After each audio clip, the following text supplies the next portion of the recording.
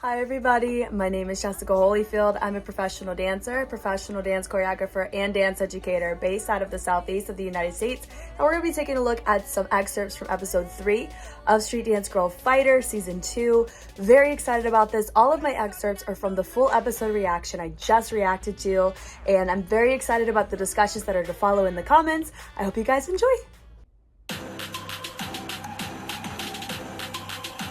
Ooh, that was cool.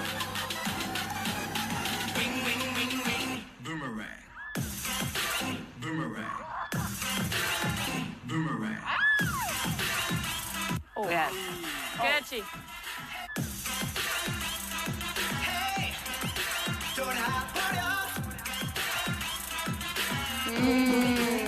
와, 뭐야? 왜 이렇게 잘해? 타고 던졌는데 Oh my God 화살은 내게 하고 다시 날아와는 괴롭히는 언제가 될지 뭔데 나를 미치게 해 나도 나는 괜찮은데 어떻게 너는 나를 자극 섹시해 네 얼굴 행동 하나하나 다 Love it no That was a nice moment. 명확하다 딱 보이는 거 있네.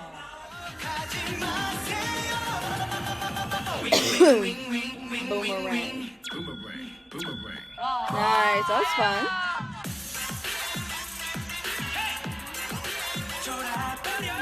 이걸 결국엔 이렇게 쓰려고 했구나.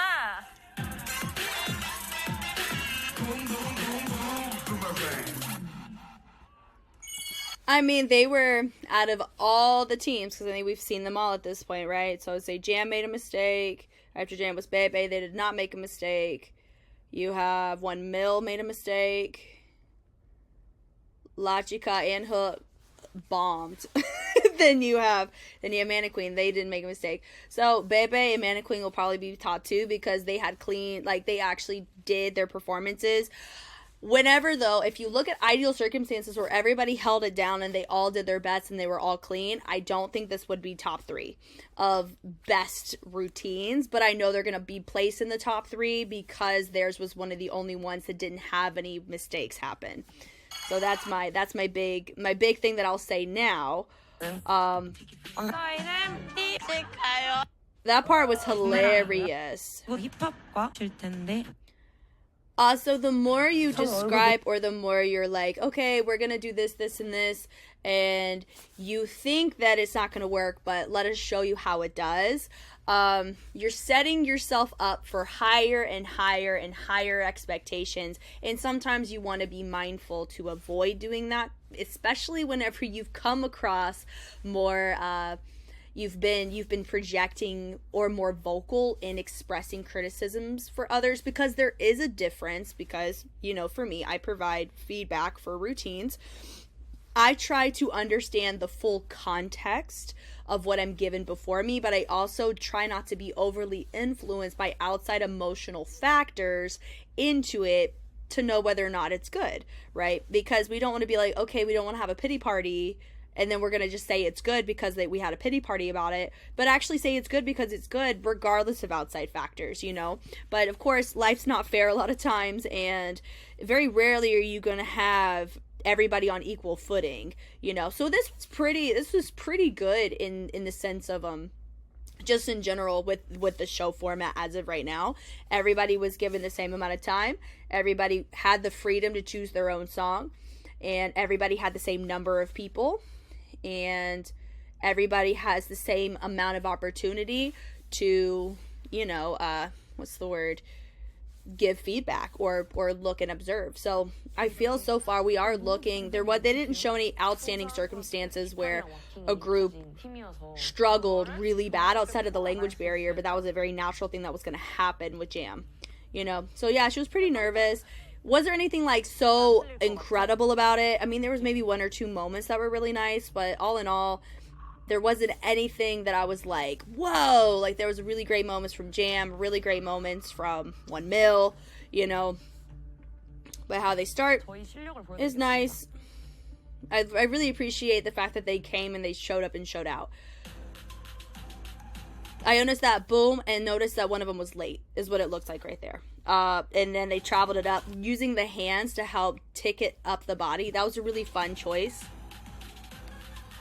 That little ding, ding, ding, ding. That's an example of how, because they're doing that similarly to how we saw Jam Republic do that 4 ticks. Jams worked because they kept the range. If they didn't have enough room going one direction, they flipped it, but they still catered and took up the same amount of space. Here, it felt stagnant in that particular technique that they did. Building it through, do-do-do-do-do-do, it felt a bit cut off there, and then boom, boom, boom, boom. Also, it doesn't feel as clean as I think it could be. You know, I like how we're popping off. It matches the energy, so there's no wow moment. If anything, it was a okay, good. You know, like they're hitting it over. But even when they're hitting these movements, notice the range or the hip flexor. We're not rotating it, or it's not range to the rotation. They're not rotating their lower body in the same way, especially those that are in the same hip hop fits. And some of them are coming in and out. And that just felt a bit stagnant as they come up and they're holding to get ready for the next part. That da-da-da-da-da. Also, our outside dancers didn't jump on that part, so that's why it didn't look as clean. Having your outside people, one hip hop, one whacker, going around. It does look different because your whackers have the gloves. Hip hop does not. Right here, they get to do kind of their own thing, which for me, I think is fine if how you're doing it or how you're setting it up is very clear as such. It felt like I had to sink into the concept, oh, they are doing their own thing, versus it being very clear. Floral work looks freaking great. Love the threads, and I love that moment, that shifting of energy on the side. That was great. I love seeing that. Yeah, dun dun. What? Great personality there. But also, too, she was hitting with her arm. She wasn't using her back at all, which is why it didn't look strong. So that's my overall note with my whackers, which is so interesting to me because in whacking, you utilize your back all the time. That's what helps you maintain your stamina and maintain your power. So, but I will say this, though. It is tricky whenever you're so used to using your back or other fundamentals with a certain style you're very familiar with and learning how to convert it over to other genres. So there's a chance that with that kind of move, she's not really used to doing that move. And so using and actually knowing how to convert the back, because it is a little different than how you strike. So I think it could be just a translation of movement issue that we saw there. Not saying that she's incapable, because she's very capable of it. This right here, this reminds me of what group was it? It was the group that I said was MANNEQUEEN. So out of all of them, I think that would be the one that I'm right on. Let me see. I have so many notes that I made way back in this freaking day. Oh my gosh, I don't think I have them in this notebook. Jessica, why didn't you write them in here? I didn't. Oh my gosh. Anyway, I wrote them on a sticky note. That's why. It was before I got my notebook. Bless it. Anyway, I called the group that I did color-wise, was this group. Because of how they started, their opening formation was actually very similar to this. So I have a feeling I may have gotten 1 out of 6 right. I did not get jam right. Yeah, I can clearly see their concept. Yeah, I mean, I can definitely, they said their concept, so they're really showcasing the difference between the whacking and the hip-hop. I think that is great. But there's a lot of things, whenever they're dancing together, it is not as cohesive as I think it should have been for what they were setting the expectation up to be. That was nice boomerang, but she actually fell out of it, so she didn't land it because her bottom hit the ground. So whenever you do that kind of helicopter, like a helicopter cartwheel or something of that along those lines, you land on the foot, you don't hit your bottom on the ground. But the camera cut out right before we were able to really see it. So, oh no, it froze. You can do it, computer. Fighting. Go, go, go. We can do this. My internet, man. I've been doing so good because my Street Dance Girl Fighter Season 1 was not vibing with me on an internet side. But we're seeing here. So, we kind of backpedaled a little bit, but that's okay. Leading it through, that's super, I mean, this was nice. Yeah, it was a really nice moment. They bled down, really great. My one note with the bridge, whenever you see a bridge, your feet need to be parallel, because when you have them turned out and your knees are not catering to that, it's really bad for your alignment. So that's I'm always going to say it every single time I see it. Every time I've seen that. Back walk over, point your feet. Fully extend and press. Yeah. We'll see if it freezes again. I hope not. Ugh, we've been doing so good. Yeah, that part right there.